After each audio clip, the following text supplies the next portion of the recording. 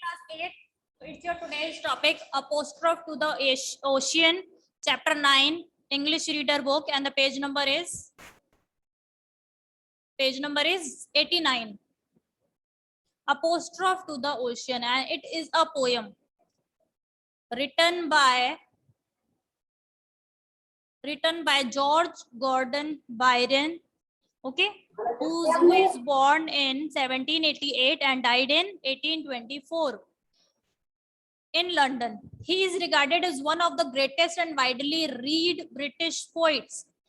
सबसे बड़े poets में greatest poets में इनका नाम लिया जाता है George Gordon Byron. He has many works to his credit, and some of his most popular works are Don Juan, The Curse of Minerva, and Childe Harold's Pilgrimage. He was a romantic poet and traveled wide. ठीक है, वो एक romantic poet है और उन्होंने बहुत ज्यादा travel किया है. बहुत सारे जो पोएम्स स्टोरीज हैं उन्होंने किसके ऊपर लिखी हैं? ट्रेवलिंग के ऊपर भी लिखी है. वो जगह जगह उन्हें ट्रेवल करना बहुत पसंद था. Okay, now before read the chapter we have to explain the blue portion. The word tsunami is made of 2 Japanese words. कि सुनामी जो वर्ड है वो दो वर्ड से फॉर्म हुआ है. फर्स्ट इज TSU, सू, ठीक है, मीनिंग हार्बर, एंड नामी मीनिंग वेव. मीन्स बहुत ज्यादा तेज लहर आना क्या है? सुनामी है. A tsunami is a large ocean wave that is caused by sudden motion on the ocean floor. This sudden motion could be an earthquake, a powerful volcanic eruption, or an underwater landslide. The impact of a large meteoroid could also cause a tsunami. Tsunami originated from a vertical movement of the sea floor with the consequent displacement of the water mass. They travel across the open ocean at great speeds and build into large deadly waves in the shallow water of a shoreline. कि जब उसको earthquake भी कह सकते हैं, जब earthquake आता है या फिर पानी के अंदर कुछ हलचल होती है या वाटर के ओशियन के अंदर, सी के अंदर कुछ ज्यादा ही मासेस अपना जो में लैंडस्लाइड हो जाए, अर्थक्वेक आ जाए या फिर पानी के अंदर कुछ हलचल हो, उससे क्या आता है? सुनामी होता है. सुनामी में एक बहुत जोर से लहर आती है क्योंकि पानी के अंदर क्या है, ओशियन के अंदर जो लेवल होता है ना, लेवल ऑफ वाटर बहुत ज्यादा है. तो लेवल ऑफ वाटर ज्यादा होने की वजह से जो लहर आती है वो लहर बहुत स्पीडली और बहुत ज्यादा पानी अपने साथ लेकर आती है, जिसे सुनामी कहा जाता है. ठीक है, सुनामी में बहुत सारा वाटर ओशियन या सी से एक साथ बाहर आना, it is tsunami. So it's your poem. Read a poem about the power of an ocean. तो किस चीज के बारे में पोएम है? About the power of the ocean. तो बेटा फर्स्ट ऑफ ऑल हमें कुछ पॉइंट्स हैं वो डिस्कस करने जरूरी है पोएम स्टार्ट करने से पहले. So apostrophe to the ocean. Apostrophe to the ocean is not exactly a poem, or at least ये complete एक poem नहीं है.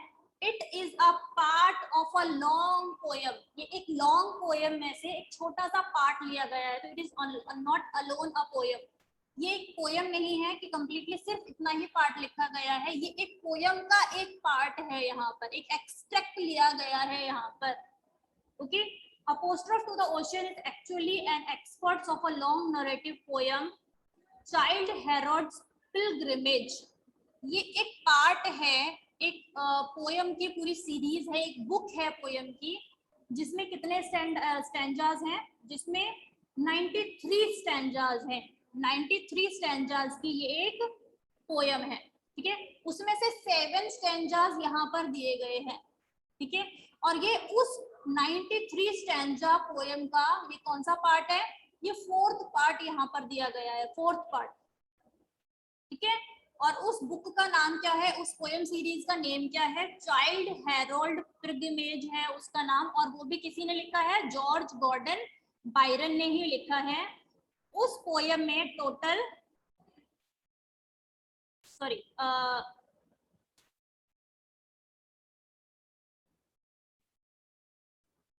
ठीक है, उस पोएम में एवरी जो स्टैंजा है, stanza means this paragraph, stanza means the first paragraph, second paragraph. Each paragraph has 9 lines. Her paragraph में 9 लाइन दी गई हैं. These 7 stanzas are drawn from the 4th part of the Childe Harold Pilgrimage. ये उस book की उस series का चौथा part है। Okay, next is what is the meaning of apostrophe? Meaning of apostrophe, this word,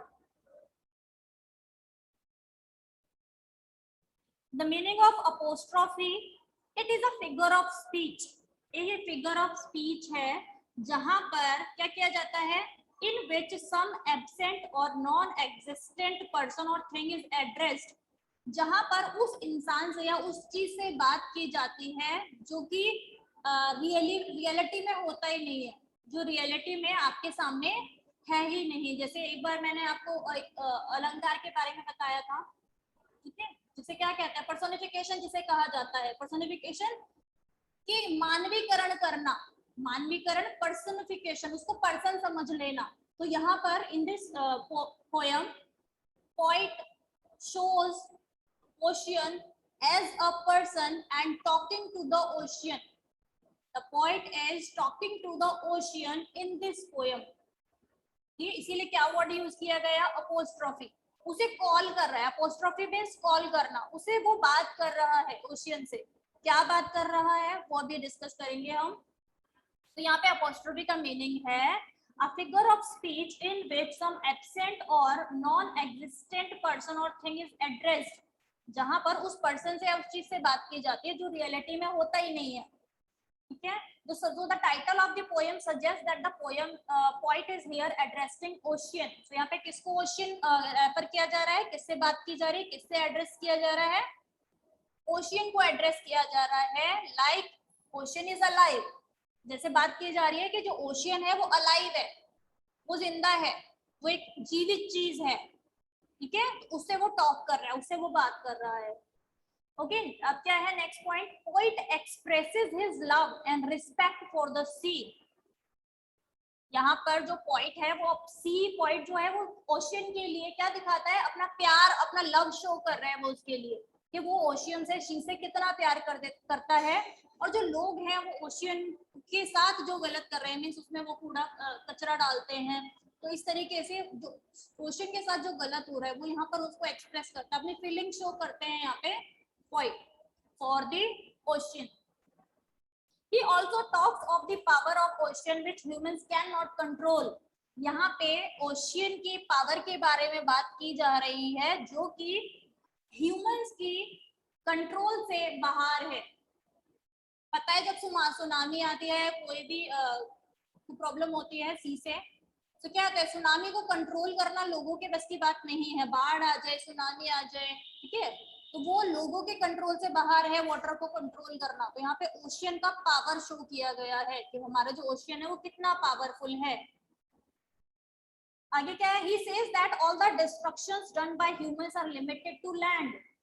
कि जितना डिस्ट्रक्शन है, कि जितना बर्बादी कर सकते हैं ह्यूमन, जितना भी आप खराब कर सकते हो वो आप सिर्फ लैंड तक बर्बाद कर सकते हो।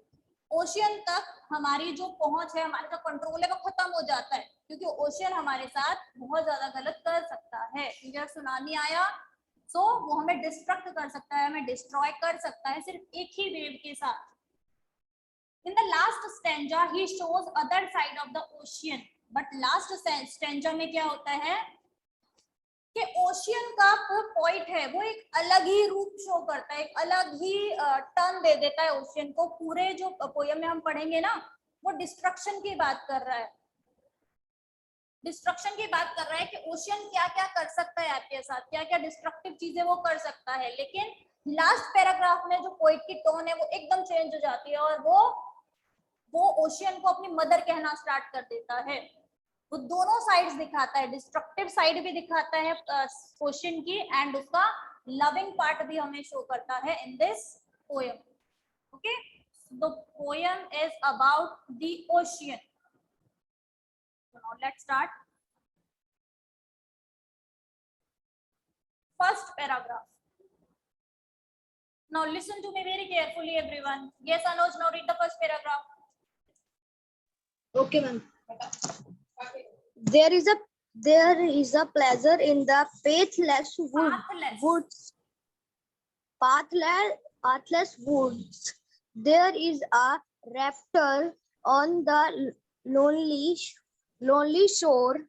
There is society were non intrudes by the deep ocean and music in its roar. I love not ma'am the man. I love not man the less, but nature more. From there, our interview, in which I steal from all I may be or have been before to mingle with the universe and feel what I can never near never express yet cannot all conquer. see. Okay, now wait and listen to me very carefully. Beta, poem is very complicated, so listen to it very carefully. ठीक है? Words बहुत complicated हैं, so ध्यान से सुनेंगे तभी आप समझ पाएंगे. Okay? So there is a pleasure in the pathless woods. Pathless means जहां पर कोई ना गया हो. Woods means forest. What's me? You can write the meanings. Okay, आप meanings लिख सकते हैं. You can write the meanings in your book. आप लिख सकते हैं. Pathless means जहां पर कोई ना गया हो. So there is a pleasure in the pathless woods. तो यहाँ पर poet जो है वो क्या कहते हैं, उन्हें pleasure कहाँ पे मिलता है? उस forest में मिलता है, उस छोटे जंगल में मिलता है जो pathless है. जहाँ pathless means जहाँ पर कोई रास्ता नहीं है, जहाँ पर लोग बहुत कम गए होते हैं, तो उन्हें वहां पर क्या मिलता है? पॉइंट को प्लेजर मिलता है. वहां पर पॉइंट जाकर बहुत खुश हो जाते हैं. पॉइंट कहा है? यहाँ बिल्कुल थक चुके हैं. पॉइंट क्या है? अपनी लाइफ से बोर हो चुके हैं. कई बार हम लोग भी क्या करते हैं, हम लोग भी बोर हो जाते हैं, फिर कहते हैं ना अब इस बार हॉलीडेज पे हम कहीं बाहर जाएंगे. तो वही है पॉइंट. यहाँ पे क्या कह रहे हैं? अब बिल्कुल वो थक चुके हैं और वो कहाँ जाना चाहते हैं, कहाँ प्लेजर ढूंढना चाहते हैं बेटा, कहाँ फाइंड करना चाहते हैं pleasure? In the pathless woods. Pathless, path means होता है रास्ता, लेस मीन्स कम. जहां पर रास्ता कम हो, लोग जहां पर बहुत कम गए हो, उस जंगल में, उस फॉरेस्ट में वो अपना प्लेजर ढूंढते हैं. There is a rapture on the lonely shore. Lonely shore means ऐसा ओशियन. शोर मीन्स होता है किनारा. शोर मीन्स किनारा. वो ऐसे किनारे पर, लोनली किनारा, जहां पर कोई ना हो, जहां पर बहुत शांति हो, वो ऐसे शांत जगह पर जाकर अपने लिए क्या ढूंढते हैं? शांति ढूंढते हैं, प्लेजर ढूंढते हैं, एक प्लेजेंट एटमॉस्फेयर ढूंढते हैं वो वहां पर जाकर. Rapture means extreme happiness and delight in something. Okay, so यहाँ पर 2 लाइन्स का मीनिंग क्या हुआ कि पॉइंट अपने लिए प्लेजर और खुशी फाइंड करते हैं, शांति फाइंड आउट करते हैं. कहाँ पर? पाथलेस वुड्स में और लोनली शोर में. पाथलेस वुड्स मतलब कि शांत जंगलों में और अकेले किनारों पर. There is society where none introduce. यहाँ पे इंट्रोड्यूस का मतलब है कि वह उस सोसाइटी में रहना चाहते हैं, वह उस जगह पर रहना चाहते हैं जहां पर कोई उन्हें डिस्टर्ब करने के लिए. इंट्रोड्यूस मतलब डिस्टर्ब जो करने, बीच में लोग आते हैं उसको, कि कोई उन्हें बीच में डिस्टर्ब करने ना आए, तो वो एक ऐसी सोसाइटी में जाकर रहना चाहते हैं. By the deep sea and music in its roar. कहां पर? जहां पर डीप सी में वो जाना चाहते हैं और उसकी साउंड सुनना चाहते हैं, वो सी का म्यूजिक सुनना चाहते हैं. आपको पता है कि जब हम समुद्र के धीरे धीरे पास जाते हैं, उसकी लहरों की जो आवाज है, उसको क्या कहा है यहाँ पे? Music in its roar. उसको उस ओशियन का रोर कहा है. रोर मीन्स दहाड़ना होता है. दहाड़ना होता है, चिल्लाना होता है. जैसे शेर की आवाज होती है ना, उसको दहाड़ना कहते हैं, रोर कहते हैं शेर की आवाज को. तो यहाँ पर सी को कंपेयर कर दिया किससे? एक शेर से कंपेयर कर दिया कि सी किसकी तरह है? एक शेर की तरह है. और उसका जो रोर है, उसका जो रोर करना है, उसकी जो लहरों की आवाज है, उसको रोर करना गया है, वो पॉइंट के लिए एक म्यूजिक की तरह है. I love not man the less but nature more. वो क्या कहते हैं कि मैं कभी ये नहीं कहता कि मैं लोगों से प्यार नहीं करता, मुझे लोगों से कोई प्रॉब्लम नहीं है, लेकिन मैं नेचर से ज्यादा प्यार करता हूँ, मैं प्रकृति से ज्यादा प्यार करता हूँ. ऐसी मुझे कोई प्रॉब्लम नहीं है कि मैं लोगों से प्यार नहीं करता, मुझे लोग भी उतने ही प्यारे हैं, लेकिन नेचर मुझे ज्यादा प्यारा है। From these our interviews in which I still, interviews मतलब face to face talking, face to face talking, किससे face to face talking करना चाहते हैं वो? ओशियन के साथ। From all I may be or have been before to mingle with the universe and feel what I can never express yet cannot all conceal। तो वो क्या कहते हैं कि जब मेरा आमना सामना ओशियन से होता है तो वो उस टाइम पर जो फील करते हैं वो सब कुछ हैव बीन बिफोर, वो सब कुछ भूल जाते हैं। और वो जो फीलिंग होती है नेचर से जुड़ने की, नेचर से कनेक्ट होने की, सो वो उसको एक्सप्रेस नहीं कर सकते, ना ही किसी को वो बता सकते हैं। तो नेचर से कनेक्ट होने की, उससे मिंगल होने की, मिंगल मीन्स होता है जुड़ना, ठीक है। सिंगल मीन्स एक, मिंगल मीन्स दो, तो वहां पर दो लोग जुड़ जाते हैं। कौन जुड़ जाता है? पॉइंट एंड द ओशियन, दोनों कनेक्ट हो जाते हैं, दोनों मिंगल हो जाते हैं। लेकिन उस टाइम पर जो पॉइंट फील कर रहे होते हैं उस फीलिंग को वो किसी के सामने भी एक्सप्रेस नहीं कर पाते हैं। It is he is unable to express, वो अनेबल है इस फीलिंग को एक्सप्रेस करने में। Stops with the shore upon the watery plain. The bricks are all they that did, nor doth remain a shadow of man, a shadow of man's visage, save his own, when for a moment, like a drop of rain, he sinks into the depths with budding ground, without a grave, unnailed, uncoffined, and unknown. Okay, very good, beta. Now wait. Okay, so here is the poet says that roll on, दो means you. यहाँ पे poems में जो दो word use किया जाता है, इस वर्ड का मीनिंग होता है यू, तो इसका मीनिंग होता है यू। सो यहाँ पर क्या शो कर रहे हैं वो? Here is the poet talking to the ocean.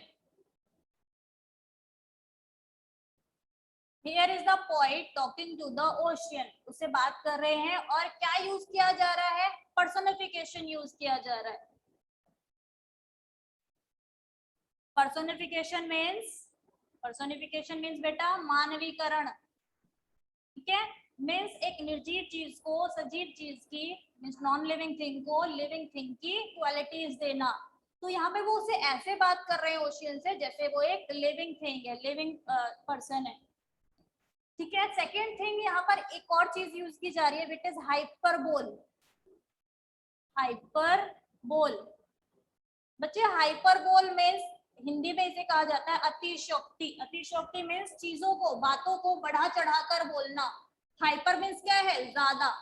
Hyper meaning जो होता है ना वो होता है ज्यादा, ठीक है। पर्सोनिफिकेशन मानवीकरण, हाइपरबोल में अतिशयोक्ति, जहां पर चीजों को बढ़ा चढ़ाकर बोला जाता है। तो यहाँ पर ओशियन की तारीफ की जा रही है, ओशियन के बारे में तारीफ की जा रही है, उसके बारे में हमें बताया जा रहा है, उसकी डिस्ट्रक्टिव क्वालिटीज के बारे में।